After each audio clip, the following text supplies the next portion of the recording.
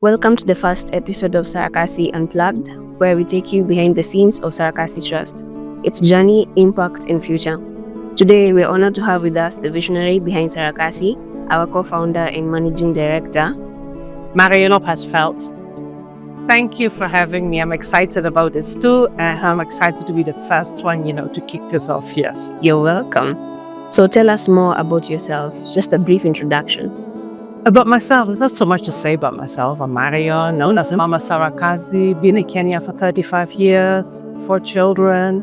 Our 5th child is Sarakasi, and give family here almost every day. For the rest, I'm at home. I love cooking, I love reading, and my cats and my dogs. So I love arts, of course. That's amazing. So let's take a trip down memory lane and explore the roots of Sarakasi. What inspired you to start Sarakasi Trust? What inspired me Sarakasi Trust more than for all, it was my love of arts, my love for Kenya. I had already been in Kenya since '89, started Sarakasi in 2001. So already been here quite a while, but I just love the art, I love the artists, and I also thought that it would be good to create a more positive image of Kenya and Africa to the outside world coming from Europe. Yeah. They knew that, especially in those days, that sometimes the perception of Africa and Kenya was negative, and I saw it as a very positive thing. Of course, the negativity is always there. Yes. But and I also wanted to open the world for Kenyan arts and artists and see what I could do in my own way to make that happen. Amazing.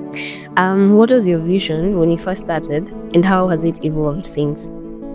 My vision really was, like I just said, to create a platform for Kenyan arts and artists. Yep. Especially dance and acrobatics. Of course, we started with acrobatics down in 2001. Okay. With this group Black Jumbo that I met at a children's birthday party, and I thought they were amazing. Wow. And when somebody in the Netherlands asked me, do you know a group for a circus, I immediately thought of that group. And when I got to get them to know more, I found out that it was really hard to be an acrobat in those days in Kenya. Okay. And we found out that there were so many other acrobatic groups and that they really were not working together much in those days. Uh-huh.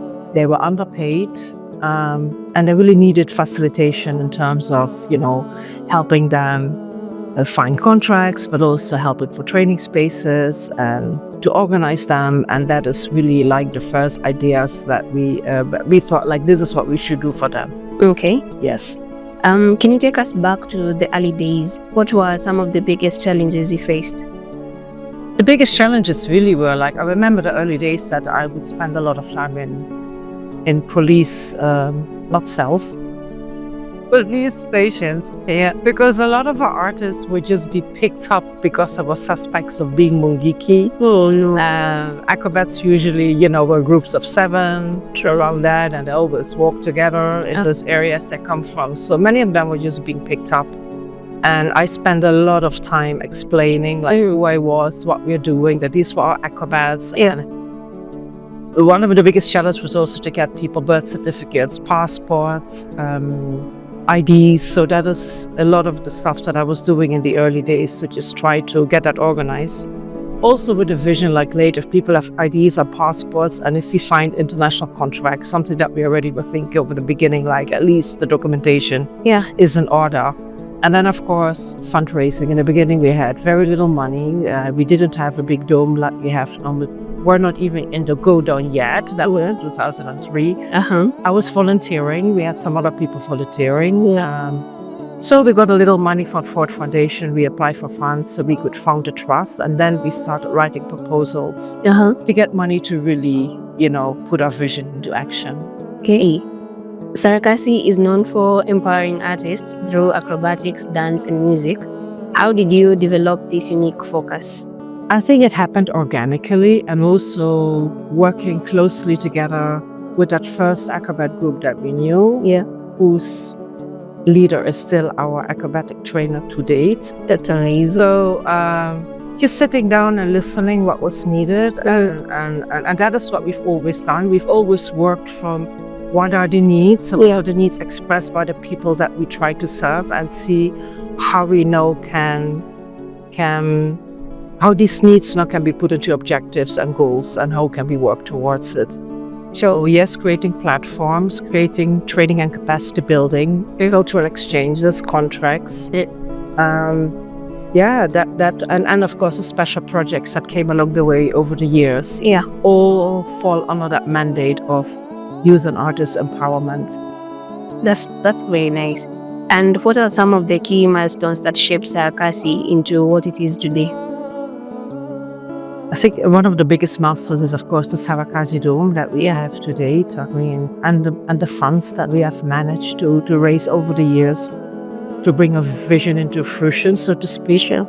But also the partnerships along the way that we've had that also have really helped us. I think of biggest mention is the partnership we had in the first years with Mondial Productions in the Netherlands that really helped us to kick off our cultural exchange program. A lot of artists, including musicians, have been going to the Netherlands, not only for performance opportunities, but also for cultural exchanges like learning opportunities, go to a school there, be in a school tour. And then one partnership led to more partnerships, because within that partnership, and we met, it was a platform to meet a lot of other like-minded organizations worldwide. Yeah. So that helped us to be part of like festival circuits, partnerships, Umoja Culture Flying Carpet. I mean, there have been a lot of partnerships that have come along the way. Okay. Came and went, but that's fine. But from each of them, we have learned a lot that gave us the ability to become a better organized organization. So for organizational development, but also the development of, let's say, of our trainers that got the opportunity to fly out and go to learn more. Like Boshika learned a lot about social circus in South Africa. Edu has gone to many training opportunities just to learn and see. Even recently he went to the UK, which was not really in cultural exchange, but still go there and see what other people do. Yeah. So these opportunities we had a lot in the past. We have a bit less now, but still it has shaped where we are right now. These were good milestones, yes. And how has Sarakasi influenced the creative arts scene in Kenya and beyond? I've always said that Sarakasi can influence the scene by just being an example. How an organization can be led, how the organization can sustain itself. Yeah. Sarakasi has always been a very weird and unique mix between being a social cultural entrepreneur and a charitable organization, we are a trust. And we've always balanced that really well going forward. And that is something that, and of course, all on transparency as much as we could. Yeah, there's always challenges, but in good transparency, good policies, savage operational procedures. So when it comes to that, Sarakasi can be an example organization for other organizations. Okay. Could you tell us more about the Sarakasi event? Sarakasi event is an event actually it's an experience that we do a partnership with DJ Case. And it's an event where Sarakasi, which also it fell under our former strategy plan where we said circus should go out. Like our dream was really to have a big top tent and to go as a caravan and go out there. Yeah, and even if you don't have a big top tent and lots of trucks and you go out, a circus can still travel. Yes. So yeah, circus has traveled and has been performed here at the Dome. It has been performed at the Carnivore and in Alchemist, which has become a very good partner to us. So circus is an event that we do twice or three times a year. Yeah. It's a club night event where we have a lineup of DJs and one or two stages, and then we also have our artists that now make performances throughout the venue in a street theater style based on the theme that we have for that particular event. Okay. For example, the Halloween event, we have like scary stuff going on, and there's always a midnight performance where like all the artists that we have there are on the stage to do like a 10 to 15 minutes performance. We encourage people to come dressed up, and so it's becoming like I said, it's a themed event and it's gathering a nice following. Amazing. How about the recent Sarakasi All-Stars who are currently performing in the UK?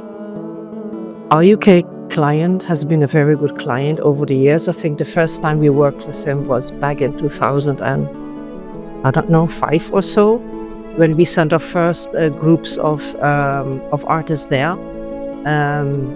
After that, we had a group of acrobats that will go for 7 years straight. Yeah. In 2019, we had an engagement with them, and this year again. So there's somebody, well, it's an organization that has been a friend of Sarakasi for a long time. They're called Butlins Born Leisure. They have 3 holiday resorts in the UK where they have a lot of entertainment lined up, and our artists are now part of that entertainment. Okay.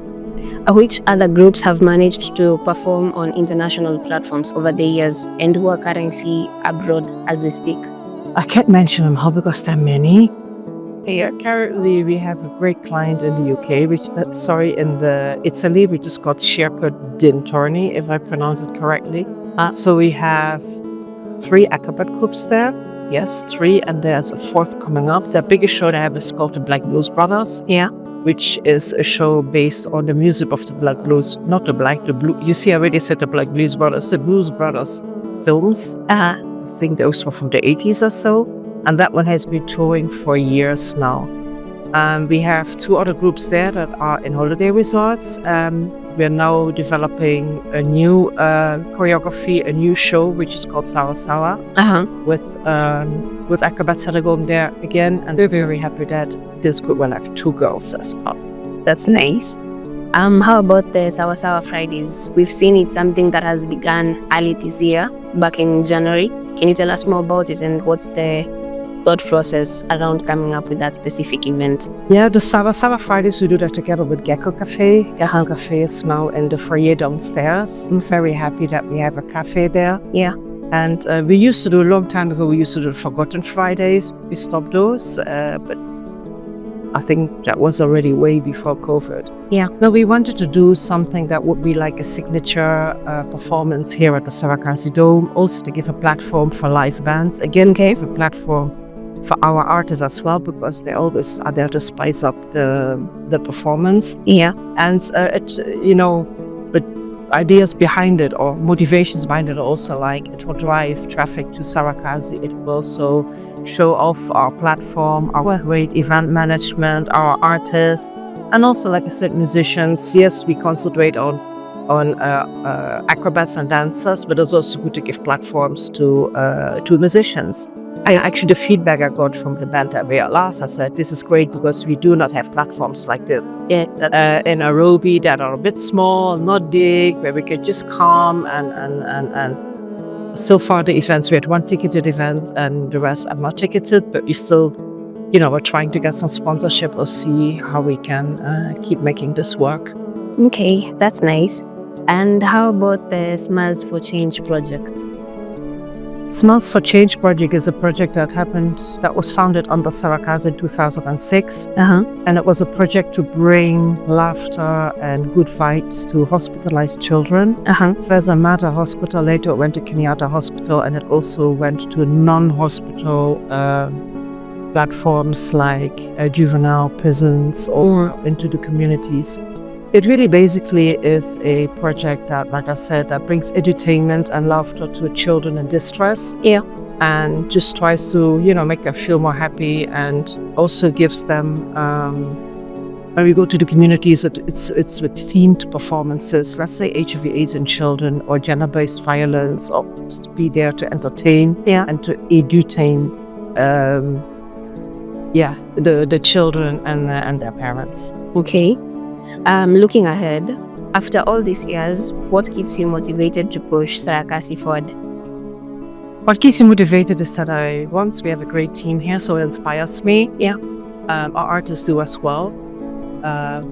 But most and for all, because there was a need, and I see there's a continued need of facilitation, of artist empowerment and youth empowerment. In Kenya, but I feel also beyond. I still feel that these founding principles we had, like, yes, we want to do this for youth empowerment, we want to do this for artist empowerment, but also to tell the world that we're here. Yeah. And bring the world to us and bring us to the world. Yes, that motivation is still there, that vision is still there. And I think it's still very, very valid. Okay. I think Sarakasi is it's very timely, but also very organic. I mean, many projects came and went, But like I said, there's still a need, and there's still a different need, but the needs that we have identified still fit our founding mandate. Okay. Where do you see Sarakasi in the next 5 to 10 years? Our dream has always been expansion. Yeah. And we'll keep dreaming about it until it happens. Yeah. I would love to have satellite Sarakasi offices in most of the counties in Kenya, or at least in the counties where there's acrobats and dancers, Okay. where there's cultural expressions. But Sarakasi also has stepped into a bit outside its comfort zone, for example, to have a peace circus, to address gender-based violence. So I think these are things that can also bring us to other counties. Yeah. Again, where there is a need for empowerment for youth, women, children, and where we can use the art a bit as a medium. That's where we should go and could go and expand. Okay. What message would you give to young artists looking to join Sarakasi? Just come, see what we do. You have to work hard to reach that potential. It's up to you, really. Training is for free. But you have to stay focused and bring yourself here and work hard. And then I think the sky is the limit. There's enough examples of that. That's very true. So thank you so much for sharing your journey and the incredible story of Sarakasi. Any final words for our listeners? Oh my gosh, I think I've said so much. Yeah.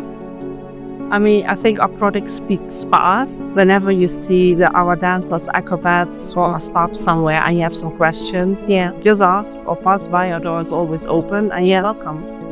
That's amazing. Thank you so much, and we can't wait to have you back for another episode. Thank you too. I can't wait. So that's a wrap for our first episode. Stay tuned for more inspiring stories from Sarakasi Trust. Follow us on our socials at Sarakasi Trust Official on IG, Sarakasi Trust or Sarakasi Kazi on Facebook, Sarakasi Trust on TikTok and on Twitter, formerly known as Twitter and currently known as X. And we're also on YouTube at Sarakasi Trust. And join us as we continue to celebrate and empower the arts sector. Until next time, keep creating and keep dreaming.